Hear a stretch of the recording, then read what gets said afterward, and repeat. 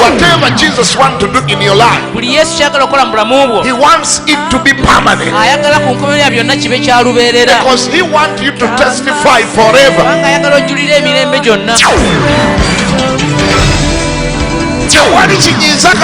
There's nothing which annoys God as you to get old when there is a land to possess.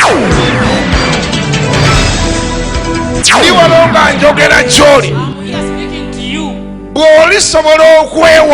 If you ever overcome yourself, there is no battle which you will never overcome. Amen.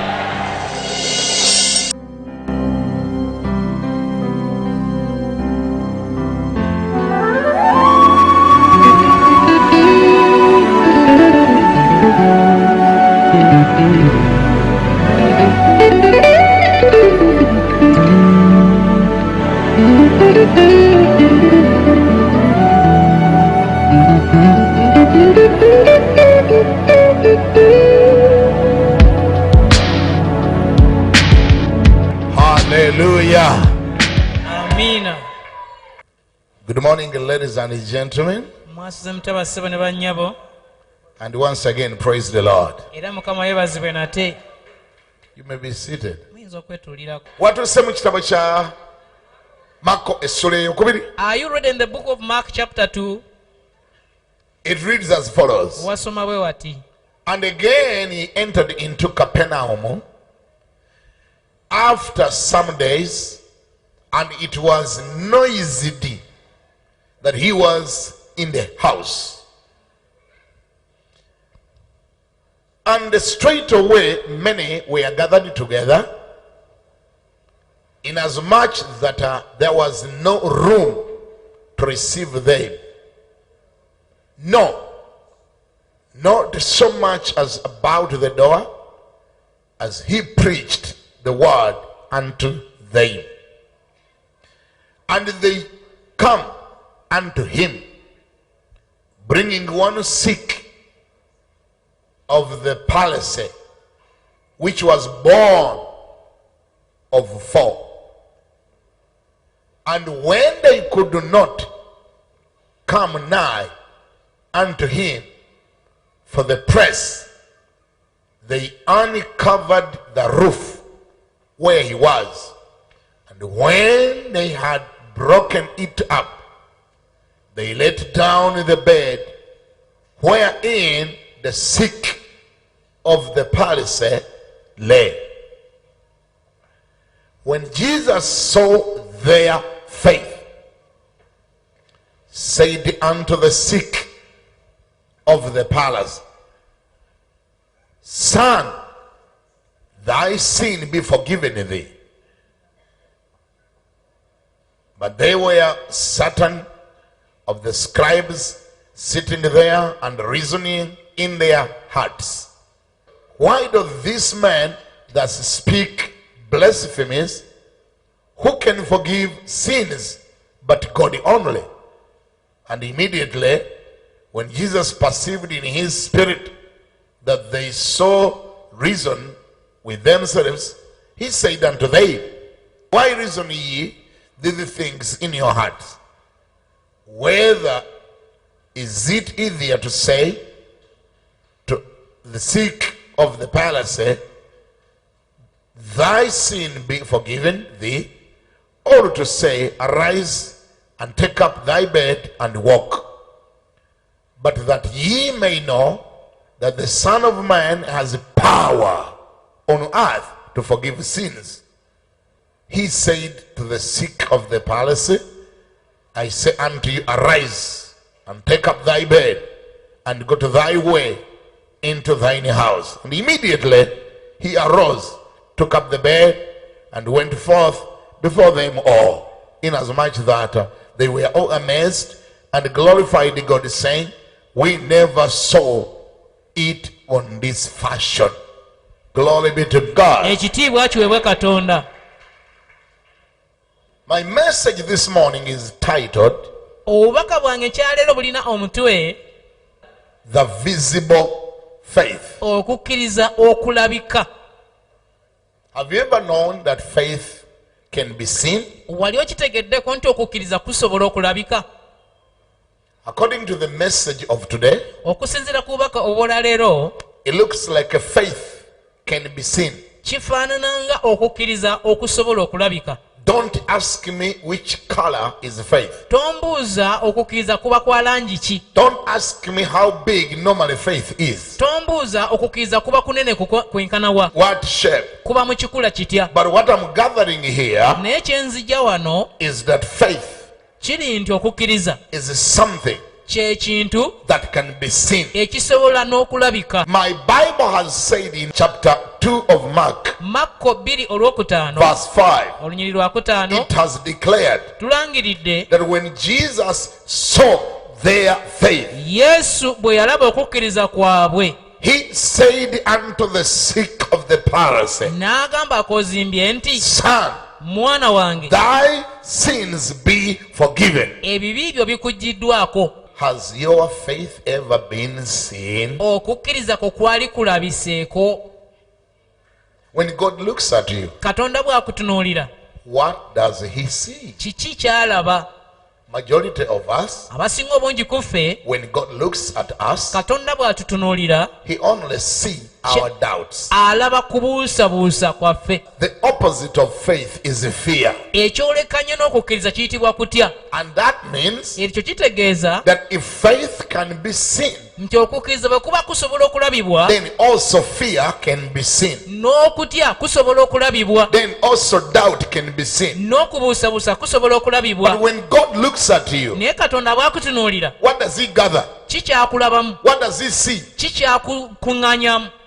When the situations looks at you, Embeera bwe zikutunuulira, what does the situation see? zo zikulabamu ki? When the devil looks at you, Sitaani what bw'akutunuulira, does he see? akulabamu ki? What do you appear to be? Kiki ky'olabika okuba? What do you demonstrate? Kiki ky'oyolesa? Is God able to see faith every time he looks at you? Katonda asobola okulaba okukkiriza buli lwakutunuulira. 4 men Abasajja 4 had a friend balina mukwano gwabwe who was a cripple, eyali omulema, who was a paralyzed, yali mugongobavu, and he was their friend. ng'ate mukwano gwabwe. And they said to one another Ne bagambagana, that we are tired of seeing our friend living in this condition. titukooye okulaba mukwano gwaffe ng'ali mu mbeera ey'obulamu eno. One day Olunaku lumu we are going to do something tugenda kukolayo ekintu that will change his situation. ekinaakyusa embeera ye. May God have mercy upon us. Katonda atusaasire.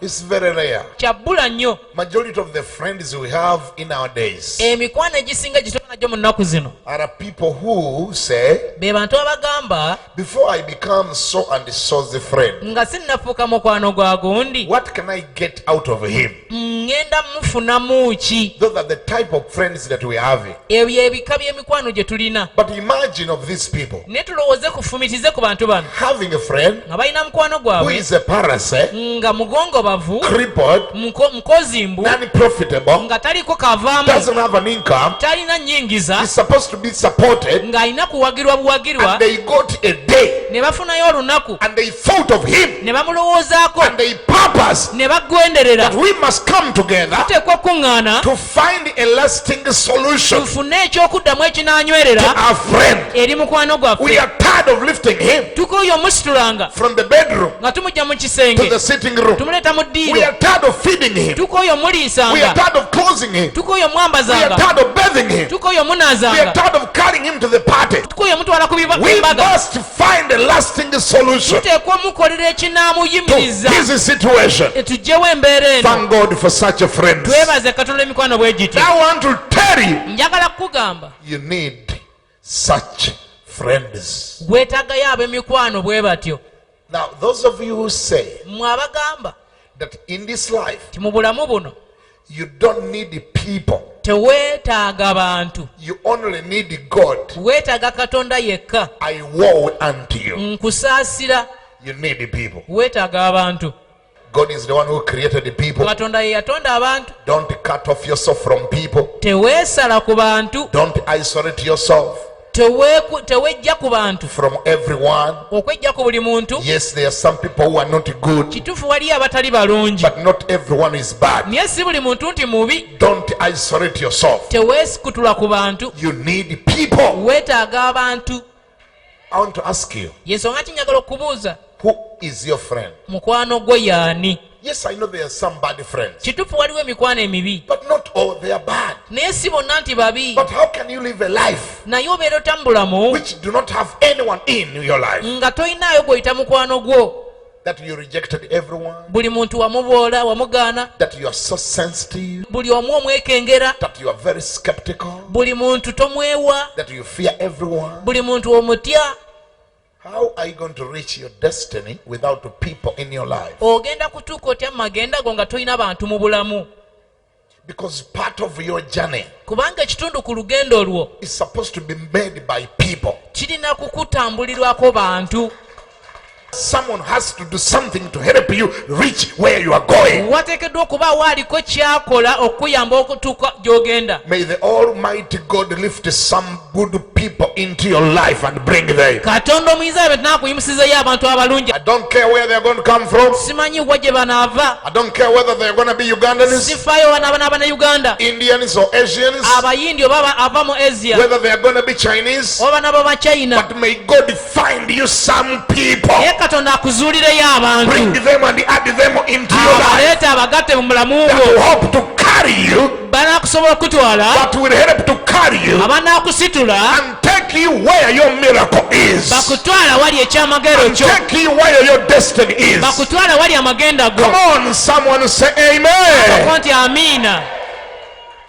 Do you know why a man in John 5 omanyi lwaki omusajja mu yokaana 5 spent 38 years crippled yamala emyaka 38 nga mulema, and half of his life ng'ekitundu ky'obulamu bwe at the pool of Bethsaida? n'akimala ku kidiba eky'e Besusayida When he was crippled, nga mulema. do you know why? omanyi lwaki? This man omusajja ono didn't have any friend. teyalina mukwano gwe yenna.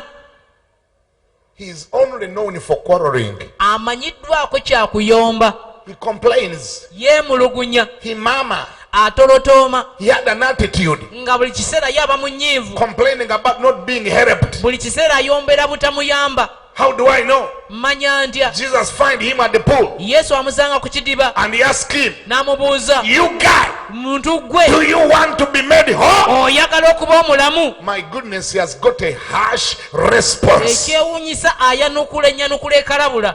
He feel when you hear him talk, bw'omuwulira ng'ayogera, he's a man that is greatly disappointed, muntu eyava ku bantu yanyiigadda, having a negative attitude. alina endowooza He yamukyamako, sees everyone as his buli enemy. muntu amulaba ng'omulabe we. People do not care. abantu Look tebafaayo, at them. balabe. Oba biri faddi, Where will they ever oba biri die? baaki. Whatever Kalabe come kavuga upon them, emmotoka nnyini kavuga. it is driving a car now. Kalaba emmotoka, kalowooza twakalaba emmotoka. Have we just seen cars? Emmotoka twakaziraba. Have we just seen cars? Ejja nno kafuula ekattire It will bwere. overturn it and kill it. Kalowooza ffe abatambuza ebigere twayagala. Are we pedestrians loving it? Gundi weetoowazeeko oba tolina mmotoka balina emmotoka bakutwaleko. Humble yourself. You have no car, let some people take you. Lekava mu by'okukolima. Stop cursing. Tojja kukolimira buli muntu. You will not curse everybody. Tolina ky'olina You have nothing ate n'abantu beeguya. and you don't value people.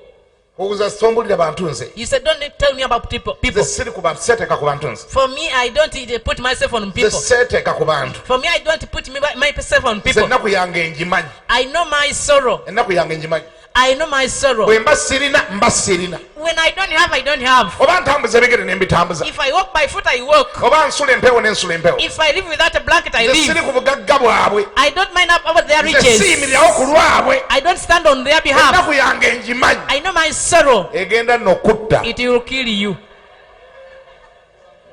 Gundi weeguye ku bantu. May you value people and even love them. Nyeenya neighbor mugendi gundi kendeza olugezigezi weeguye ku bantu. Shake your neighbor, say stop wiseacking. Better Munyeenya value neighbor people. mugendi kendeza olugezigezi. Tell your neighbor, stop wiseacking. Kendeza entondo. Stop that Mugamba notoriousness. ebintu biggyeemu entondo. Take notoriousness out of these issues. Weeguye ku bantu Katonda baleese. Better value people which God has Awulira brought. akubire ku Yesu engalo nyabula.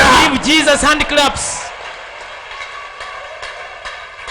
talk to them nicely, yogerako nabo bulungi, humble yourself, wekakkanyeeko, obiteeka mu ntondo, don't be notorious. si be baakwavuwaza, They never brought poverty si on be you. baleeta ennaku yo, They never brought your si be sorrow. baleeta ebizibu byo. They never brought you problems. Toyombesa bayombese, You quarrel with them. beetowalize, Humble before them. ky'otalina tokirina, What you don't have, you don't have it. yogerako nabo bulungi. Speak with them well. Balikuwa They ky'otalina, might give you what you don't have. balikutwala gy'otagendanga, balikwetika, They might carry you. balikutwale wali They Yesu, can tell you Jesus. balikuyamba, They can help you. balijjako They ebbaati, can take away a rubber sheet. bayinza okuggyirako ebbaati, They can put ne the roof bakuyisaamu, and make you naawe n'olaba ku Yesu, the roof and see Yesu Jesus. n'akuwonya. So Jesus can Ani heal you. awulira ng'ambe nti Say amiina. amen. How would this man get this miracle Omusajja ono yandifunye ate ekyamagero kino if there was no people, senga tewaaliwo bantu, if they had no senga friends, teyalina mikwano caring friends? egifaayo? How would he get this miracle? Ekyamagero kino yandikifunye atya? You are crippled, Oli mulema, you are paralytic, oli mugongobavu, you can't take yourself there, tosobola kwetwalayo, and you have no friend in this toyina life. na mukwano mu bulamu. Have you ever known Wali otegedde that some of the people you ignore, nti abamu ku bantu b'okuba amabega they know where it is found that which you are looking for? okimanyi nti kyonoonya abo b'okuba amabega oba b'oyisako amaaso be bamanyi gye kiri? Those whom you don't want to greet, bo toyagala na kubuuza, they may know where you are going. bandibanga be bamanyi gy'ogenda. You just need to modify a little bit, humble yourself a little bit, cool down a little bit, greet them, love them, humble yourself, and they will tell you where it is, that which you are looking for. Weetaaga kwekkakkanyaamuko n'owetowazaamuko n'obabuuza bulungi n'oyogera nabo bulungi bakubuulire kyonoonya gye kiri. The dress you are working for to buy and put on, Ekiteeteeyi ky'okolerera okugula okyambale, somebody is already having it in his house and he doesn't want to put it on anymore. waliwo akirina mu nju ye nga takyayagala na kukyambala. Hello, Woli how are you today? wasuza otya ye? The difference between this man Enjawulo wakati w'omusajja ono of Mark chapter 2 owa Makko essula ey'okubiri and the one of John chapter 5 n'owa Yokaana essula ey'okutaano is the ability to associate with others. bwe busobozi bw'okukolagana n'abantu The abalala. one of John 5 Owa Yokaana 5 spent 38 years. yamala emyaka 38. I always sympathize with him. Bulijjo omusajja oyo mulumirirwa. This time when I was reading my Bible this morning, Ku mulundi guno mbadde nsoma Bayibuli yange ku makya I got a new revelation ne nfunayo okubikkulira and okupya I felt so bad about him. ne mpulira bubi nnyo gy'ali. And I started to ask, Neebuuza, what was wrong with this man? omusajja ono yaliko kikyamu ki? How can you spend 38 years Omala otya emyaka 38 on a pool ku kidiba without being healed? nga towonanga? Kiki ekyakubaako? What befell on you? Abantu bakukyawa batya? How did people get tired of you? Can all people be bad to that extent? Abantu bonna bayinza okuba ababi okutuuka ku seeryo. Even your own brothers. Ne baganda bo Didn't he ever leave any brother at home? teyalekayoko muganda we n'omweka, Because we can hear him quarreling. kubanga tumuwulira ayomba. I don't have anybody to put me in that pool. Siinayo muntu yenna ansuula mu kidiba, Oh, these people are bad. kuba bano be mulaba bonna babi. Every time I try, Buli lwengezaako okuyandayanda, by the time I reach there, ngenda okutuuka wali I find another person has already thrown himself there. nga waliwo amaze okugeesuulamu.